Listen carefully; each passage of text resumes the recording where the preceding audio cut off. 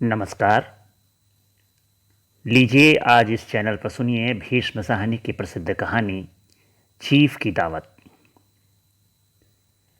यह कहानी सबसे पहले कहानी पत्रिका में सन 56 में प्रकाशित हुई थी।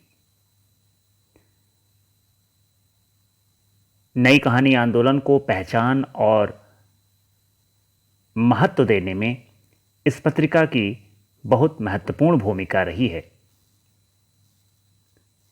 यहां यह जानना रोचक होगा कि भीष्म साहनी आयु की दृष्टि से इस नई कहानी आंदोलन की पूर्ववर्ती पीढ़ी यानी यशपाल और भैरव प्रसाद गुप्त जैसे कहानीकारों की पीढ़ी के हैं, लेकिन भावबोध और कहानी कला के विकास की दृष्टि से वह नई कहानी आंदोलन के कहानीकारों की पीढ़ी के हैं। जबकि उनकी रचनात्मक सक्रियता का दौर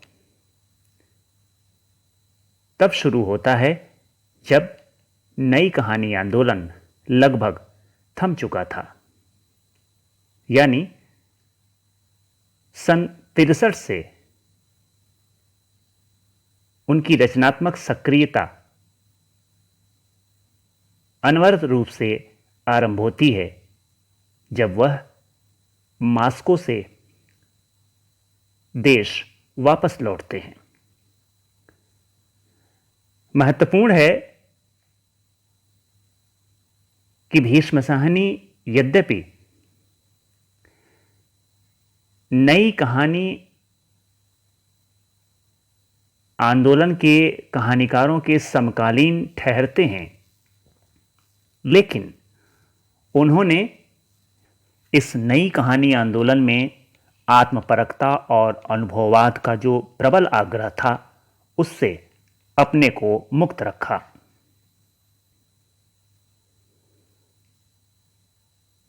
और अपना कथा संसार एक भिन्न धरातल पर निर्मित किया। उन्होंने सामाजिक यथार्थ और वर्ग चेतना की दृष्टि से कहानियां लिखी हैं।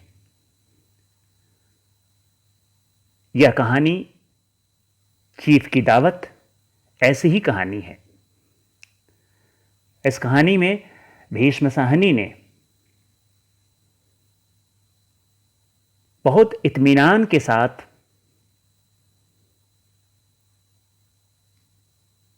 और बहुत विश्वसनीय ढंग से मध्यवर्गीय समाज के दोहरे चरित्र को उद्घाटित किया है। वह मध्यवर्गीय समाज जो अपनी बौद्धिकता और अपनी संवेदनशीलता का हर समय विज्ञापन करता रहता है,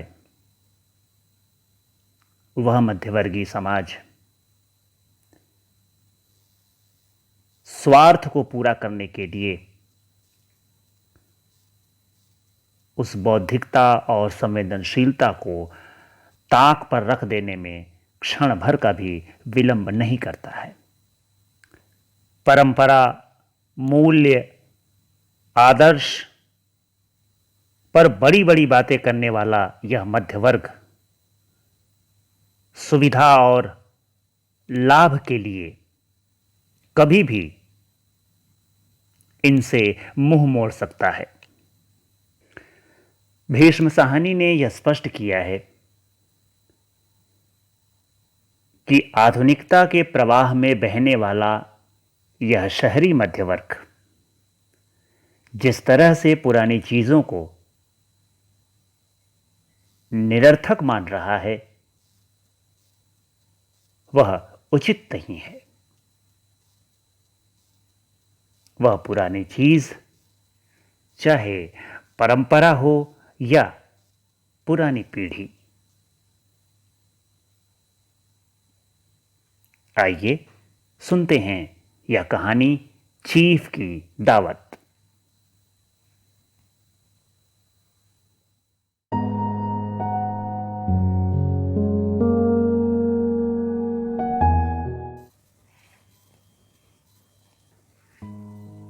आज मिस्टर शामनाथ के घर चीफ की दावत थी। शामनाथ और उनकी धर्मपत्नी को पसीना पोंछने की फुर्सत न थी। पत्नी ड्रेसिंग गाउन पहने, उलझे हुए बालों का जूड़ा बनाए, मुंह पर फैली हुई सुर्खी और पाउडर को भूले, और मिस्टर शामनाथ सिगरेट पर सिगरेट फूंकते हुए चीजों की फहरिस्त हाथ में थामे एक कमरे से दूसरे कमरे में आ जा रहे थे। आखिर 5 बजते बजते तैयारी मुकम्मल होने लगी। कुर्सियां, मेज, टिपाइयां, नैपकिन, फूल सब बरामदे में पहुंच गए। ड्रिंक का इंतजाम बैठक में कर दिया गया।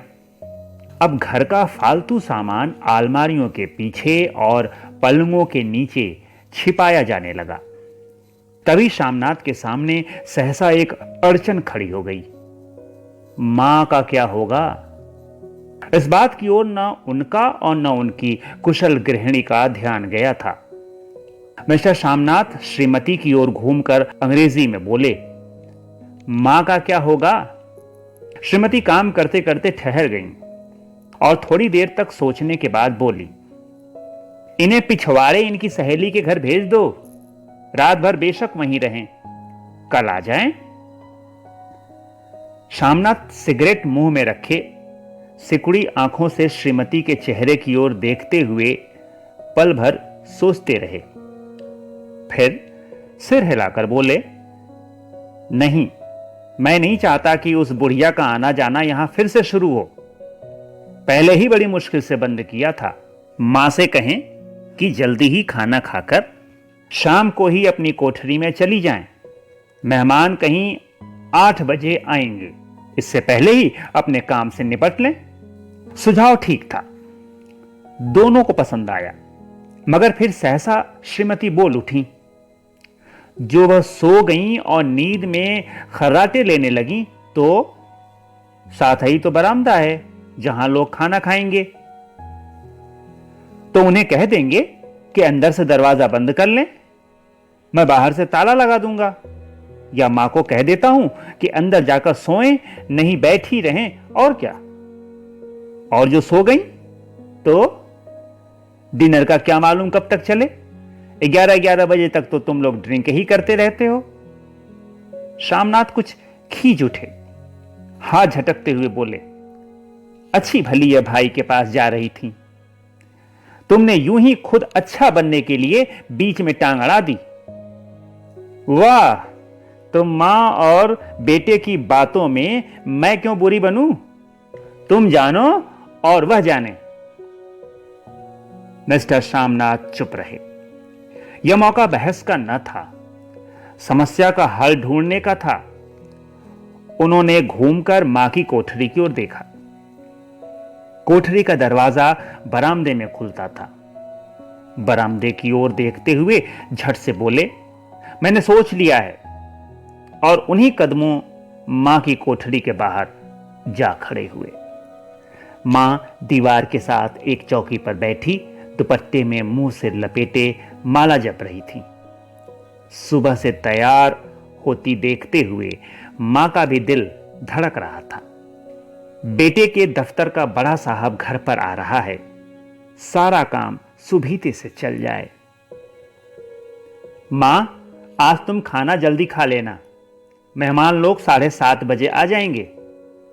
मां ने धीरे से मुंह पर से दुपट्टा हटाया और बेटे को देखते हुए कहा, आज मुझे खाना नहीं खाना है बेटा, तुम जानते तो हो, मांस मछली बने तो मैं कुछ नहीं खाती।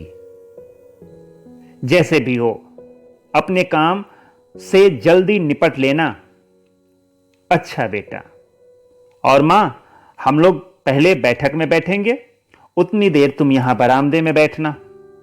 फिर जब हम यहां आ जाएं तो तुम गुसलखाने के रास्ते बैठक में चली जाना। मां अवाक बेटे का चेहरा देखने लगी, फिर धीरे से बोली, अच्छा बेटा। और मां, आज जल्दी सो नहीं जाना, तुम्हारे खर्राटों की आवाज दूर तक जाती है। मां लज्जित सी आवाज में बोली, क्या करूं बेटा, मेरे बस की बात नहीं है। जब से बीमारी से उठी हूं, नाक से सांस नहीं ले सकती। मिस्टर श्यामनाथ ने इंतजाम तो कर दिया, फिर भी उनकी उधेड़ बुन खत्म नहीं हुई। जो चीफ अचानक उधर आ निकला तो 8-10 मेहमान होंगे, देसी अफसर, उनकी स्त्रियां होंगी, कोई भी गुसलखाने की तरफ जा सकता है। क्षोभ और क्रोध में वह सिर झुंझलाने लगे। एक कुर्सी को उठाकर बरामदे में कोठरी के बाहर रखते हुए बोले, आओ मां, इस पर जरा बैठो तो। मां माला संभालती, पल्ला ठीक करती हुई उठी और धीरे से कुर्सी पर आकर बैठ गई। यूं नहीं मां, टांगे ऊपर चढ़ाकर नहीं बैठते, यह खाट नहीं है। मां ने टांगे नीचे उतार ली। और खुदा के वास्ते नंगे पांव नहीं घूमना, नहीं वह खड़ाऊ पहनकर सामने आना। किसी दिन तुम्हारी वह खड़ाऊ उठाकर मैं बाहर फेंक दूंगा। मां चुप रही। कपड़े कौन से पहनोगी मां? जो है वही पहनूंगी बेटा, जो कहो पहन लूं। मिस्टर श्यामनाथ सिगरेट मुंह में रखे फिर अधकुली आंखों से मां की ओर देखने लगे और मां के कपड़ों की सोचने लगे। श्यामनाथ हर बात में तरतीब चाहते थे। घर का संचालन उनके अपने हाथ में था। खूंटियां कमरों में कहां लगाई जाएं, बिस्तर कहां पर बिछें, किस रंग के पर्दे लगाए जाएं, श्रीमती कौन सी साड़ी पहने, मेज किस साइज की हो। श्यामनाथ को चिंता थी कि अगर चीफ का साक्षात मां से हो गया तो कहीं लज्जित ना होना पड़े। मां को सिर से पांव तक देखते हुए बोले, तुम सफेद कमीज और सफेद सलवार पहन लो मां, पहन के आओ तो जरा देखूं।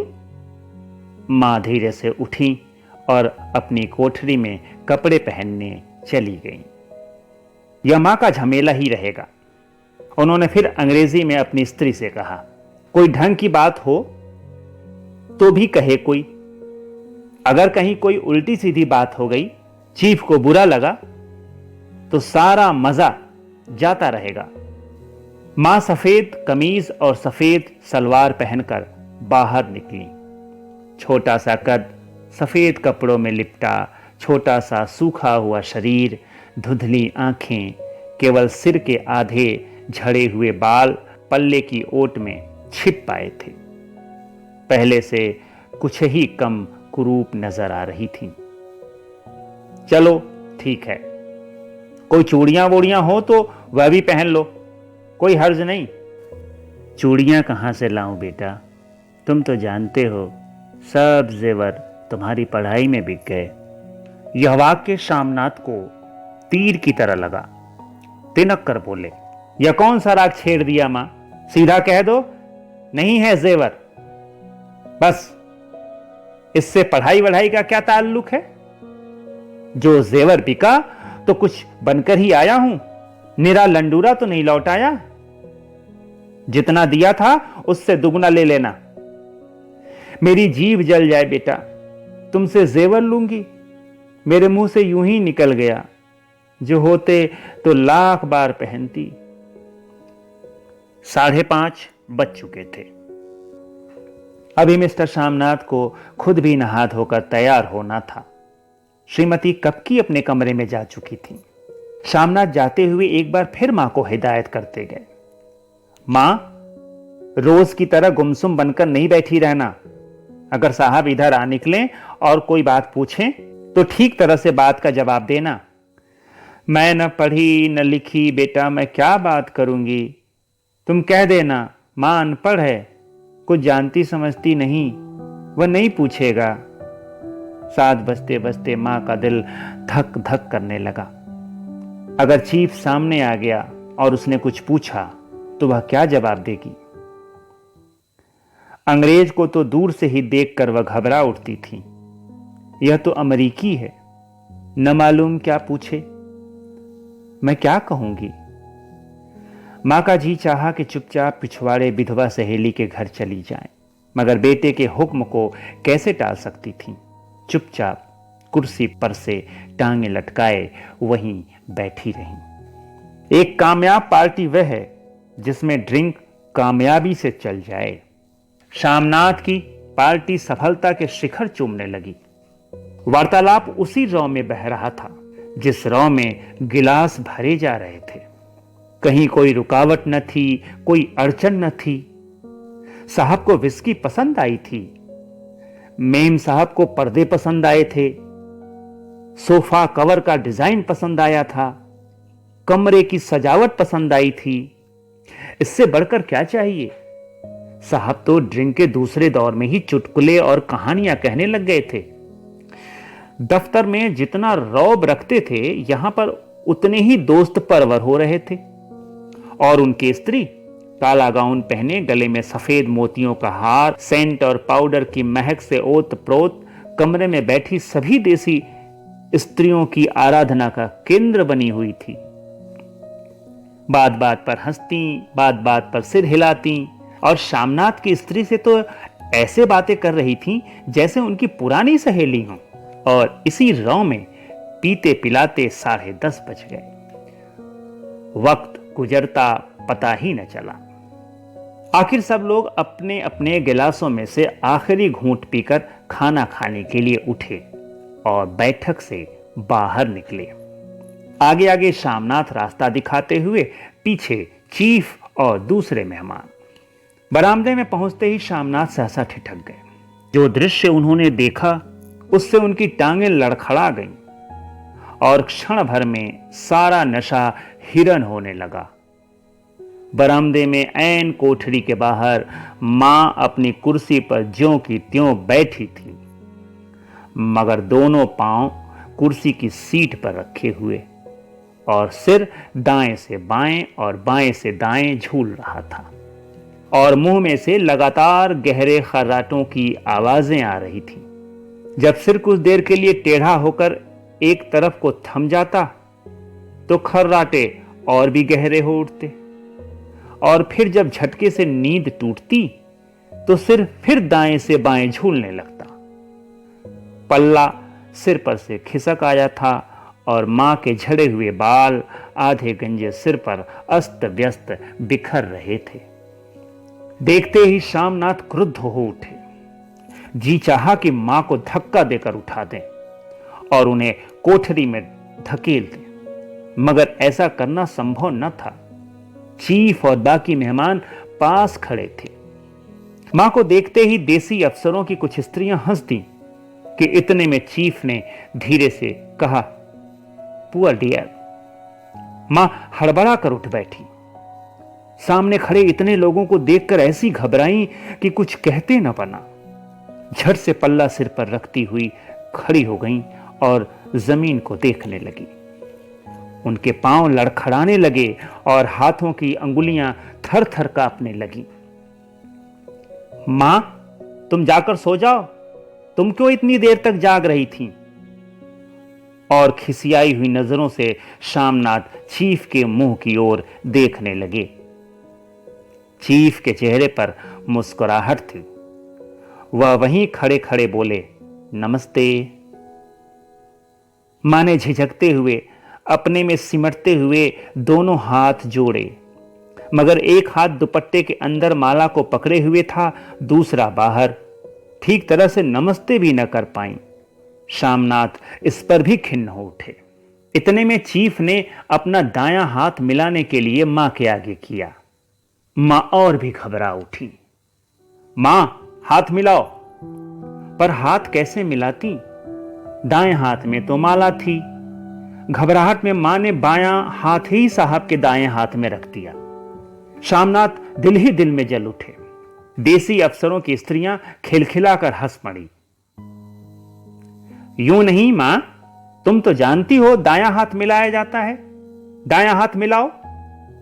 मगर तब तक चीफ मां का बायां हाथ ही बार बार हिलाकर कह रहे थे, हाउ डू यू डू। कहो मां, मैं ठीक हूं, खैरियत से हूं। मां कुछ बड़बड़ाई।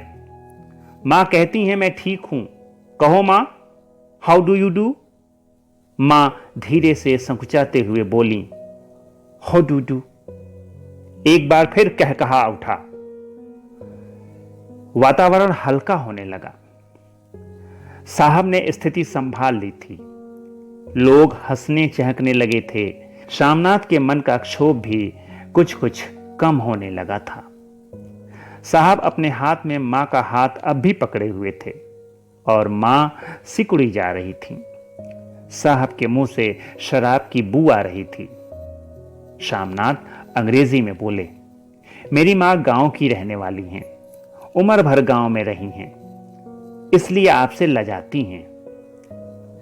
साहब इस पर खुश नजर आए। बोले, सच? मुझे गांव के लोग बहुत पसंद हैं। तब तो तुम्हारी मां गांव के गीत और नाच भी जानती होंगी। चीफ खुशी से सिर हिलाते हुए मां को टकटकी बांधे देखने लगे। मां, साहब कहते हैं कोई गाना सुनाओ, कोई पुराना गीत, तुम्हें तो कितने ही याद होंगे। मां धीरे से बोली, मैं क्या गाऊंगी बेटा, मैंने कब गाया है। वाह मां, मेहमान का कहा भी कोई टालता है। साहब ने इतनी रीझ से कहा है, नहीं गाओगी तो साहब बुरा मानेंगे। मैं क्या गाऊं बेटा, मुझे क्या आता है। वाह, कोई बढ़िया टप्पे सुना दो, दो पत्तर अनारा दे।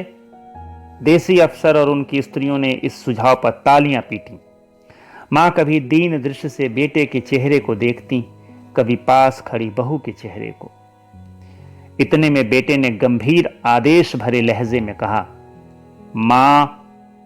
इसके बाद हां या ना का सवाल ही न उठता था।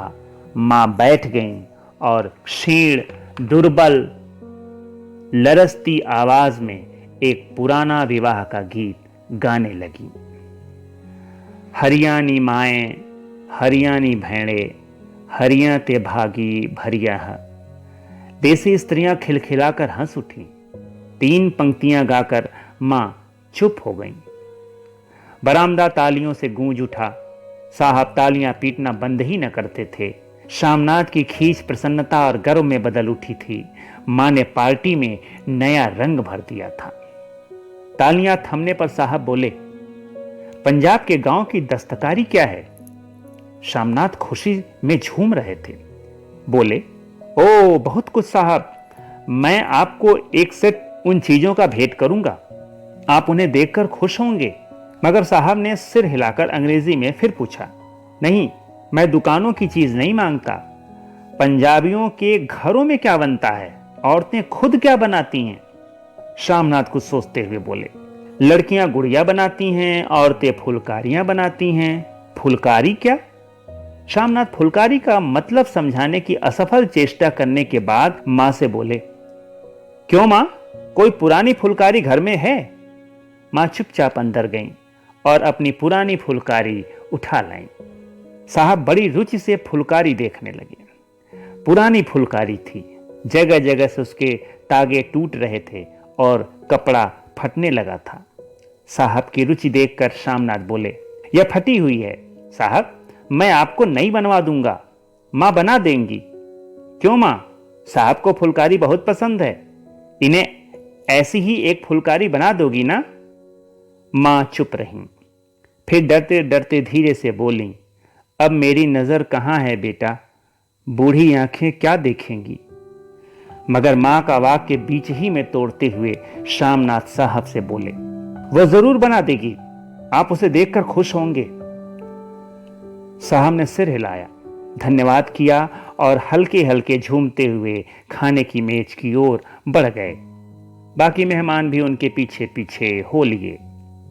जब मेहमान बैठ गए और मां पर से सबकी आंखें हट गईं, तो मां धीरे से कुर्सी पर से उठी और सबसे नजरें बचाती हुई अपनी कोठरी में चली गईं।